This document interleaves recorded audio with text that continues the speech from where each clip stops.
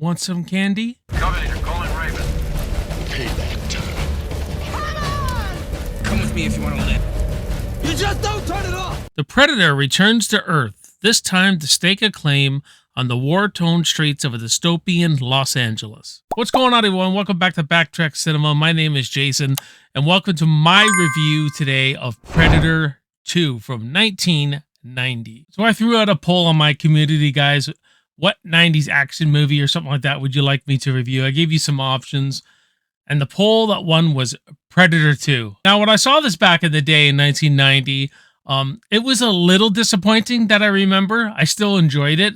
Little disappointing, but I just think because Predator 1 was so good and it was directed so well, I mean, it just hit on every level. You know what I mean? Such a classic.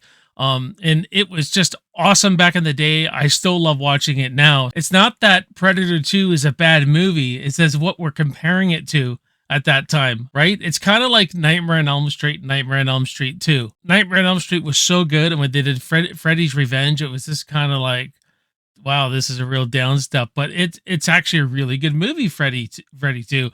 And it's got its fans over the years. And I think Predator 2 is the same way. Predator 2 is almost going into that area of cult classic. For how low some of these Predator movies have gotten, Predator 2 is like a gold standard to a lot of people. So hit me up in the comments and let me know what you think of Predator 2, and we'll have a healthy discussion about this flick. So Predator 2 was released in 1990, directed by Stephen Hopkins, starring Danny Glover, Bill Paxton, Gary Busey, Ruben Blades, and Kevin Peter Hall returns once again as the Predator. Now, Stephen Hopkins gets the directing duties on this one. I think he does a pretty good enough job. You know, a lot of us know him from Nightmare on Elm Street 5, not a great movie, but he inserted style into that movie. So he does have a certain vision, certain things he likes to do. He directed a lot of my favorite 24 episodes in the first season of 24, I believe. I do think he's a pretty talented director. I almost feel like this one should be called Predator 2 Concrete Jungle. I know it's gotten that nickname because it's in the city, the Concrete Jungle. And what I really like is that they don't really take you through that first movie. They're not explaining like how the Predator works, the rules. We've seen Predator. We know how this creature hunts. We know the rules, the honor code and all that, but they build on it. That's what I like. They actually, and that's why I think it's a little underrated in my opinion, because they build on some of that Predator mythology, the Predator lore. It starts off in 1997 where LA is like a war zone now between all these different gangs and everything, all fighting for territory. And the Predator just gets in there and just freaking does what he does. Hunts and kills. Explosions, car wrecks, shootouts. This freaking guy's just taking freaking cocaine, throwing it up their nose, just shooting at everything. It gets wild and it's freaking crazy, and I love it. That's where we're introduced to Danny Glover, Mike Harrigan, who's just one intense badass. I mean, Danny Glover is so freaking intense in this movie. He doesn't let anyone push him around.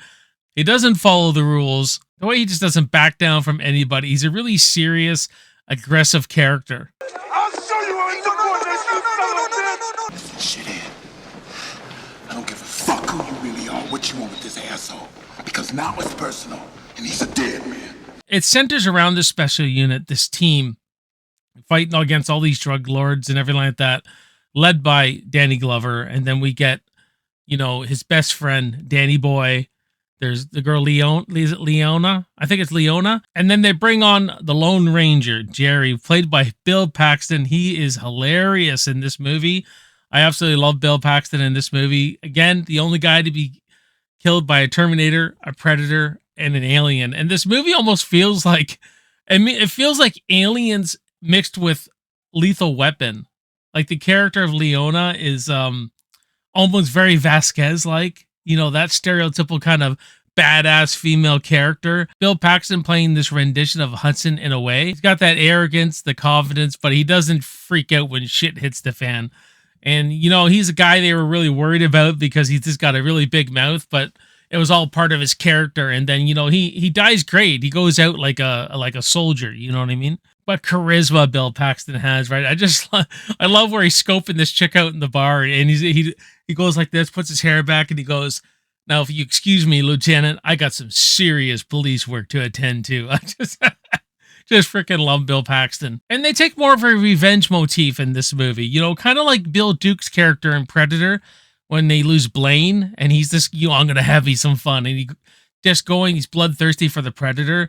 That's what happens when Danny Boy gets killed, which is Danny Glover's partner. And then it becomes like this revenge flick.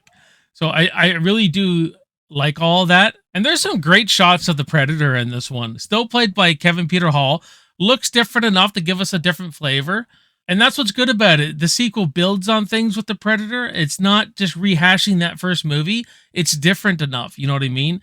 And some of the great shots in this, like when he's, you see his reflection in the water. He's right up top of the buildings after he kills Jerry, and he's got the spear, and he's screaming out through the freaking city, like, you know, look, this is my kill. The skull's on the end of the spear and everything like that. Where he's crouching, he's looking down at everything on the city, like a very Batman kind of shot. You know what I mean? But I like how they build on the original Predator.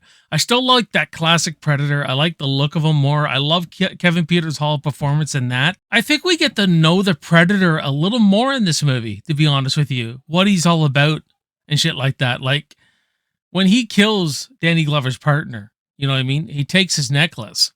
I believe he takes it anyway.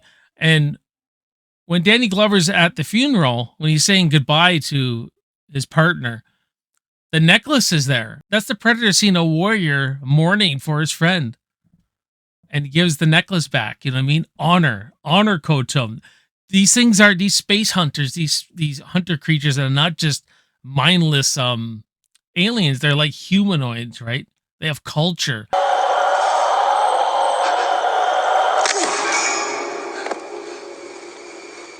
The upgraded weapons was a great idea. You know, I don't know what they're freaking called, but the big spear, he wears this thing on where his fingers fit in. It's like a metal disc that he throws. A great sequence where it cuts all the beef down, cuts Gary Busey right in half. Excellent stuff there. They introduced something here where Danny Glover's character's scared of heights. So when he's up on the top of the building and he sees the camouflage of the Predator, and the Predator just kind of freezes, and he doesn't kill Danny Glover there. He's got a gun. It would expose him for one thing, and also the guy's in a weakened state. He's terrified of heights. That would not be a fair fight to the Predator. So building up lore, expanding on it, that's what a sequel is supposed to do. That's why Predator 2 is so underrated, I think. Really building up the Predator. There's a great action set piece in the slaughterhouse where Danny Glover and the Predator go at it. And Danny Glover just pumps him full of fucking lead, man. The Predator's playing possum, and that's how he gets one up on Danny Glover. Motherfucker. But then Danny Glover learns this, and then when they fight right at the end, Danny Glover plays possum, and that's how he defeats him. So defeating him in a completely different way. Great stuff there. They utilize the Alan Silvestri score from the first movie really well in this movie. They're not like, it's not driving the movie per se, like it forward and everything. They put the right themes and everything at the right moments and really build the scenes well in this movie with it. The action set pieces are good too, that I really like. I know it's considered probably dated, this film. It does feel very 90s, but I don't really see a problem with that. I'm a big fan of 90s action. You know what I mean? I get what people say, how it does, you know, the action scenes are a bit dated here and there. It really works for me. Whether we're talking that slaughterhouse action scene or we're talking the apartment scene where he takes out a Jamaican gang, which I think is a great sequence where he uncloaks and he's just using all these upgraded weapons. And there's this white Colombian guy that's hanging up and the Predator doesn't take him as a trophy or anything. That wasn't his kill. So freaking important. So keeping the lore really intact. The subway scene's great too, where the Predator's on the freaking subway. He breaks through. This kills everyone, man. You get a great standoff with Danny Glover's team, and unfortunately this is where you lose them, except the girl, because she was pregnant. Again, the Predator sees she's got a baby inside, not worthy of killing. You know what I mean? Love that kind of stuff. Or you see him rip the spine out of Jerry, throw him on the tracks, and he puts it on his back, and then you get this really nice chase sequence with Danny Glover and the Predator. So good stuff.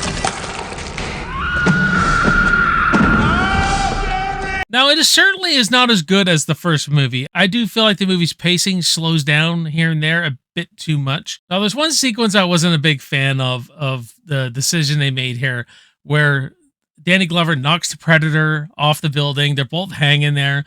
And the Predator just decides, yeah, I'm cashing out. Danny Glover gets that metal disc thing, cuts the Predator's arm off, and then they're on the hunt again after that. But I'm like, the Predator would not give up that easy for me.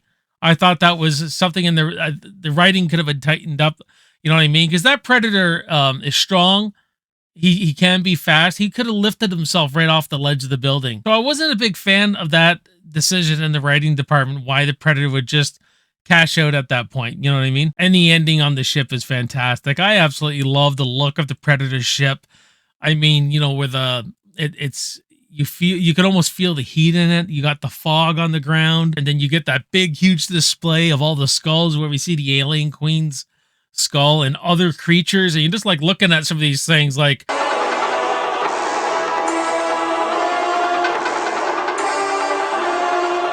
man, wouldn't it be great to see a Predator movie of him hunting one of these things? You know what I mean?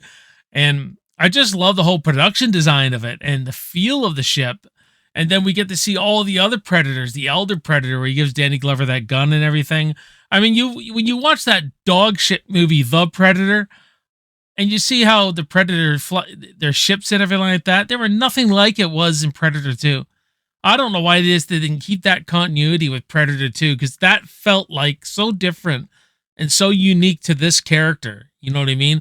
I just wish they would have kept that because it looked fantastic. And you just got to love at the end where he kills the Predator, Danny Glover, and then they all appear, right? And he's like, all right, who's next? I mean, respect, man. Honor and respect. Awesome, man. Love some Predator 2. So I'm going to give Predator 2 from 1990 a solid B. But what about you guys? Let me know in the comments what you think of Predator 2. If you're new to the channel, subscribe, like the videos, share the videos around. I would really appreciate it. So if you like Predator 1, give Predator 2 a go. You get some buildup of the lore, some great action, and Danny Glover kicking some ass, man. I think you would really enjoy Predator 2. My name is Jason. You're watching Backtrack Cinema. I will see you next time, and I will see you in the movies.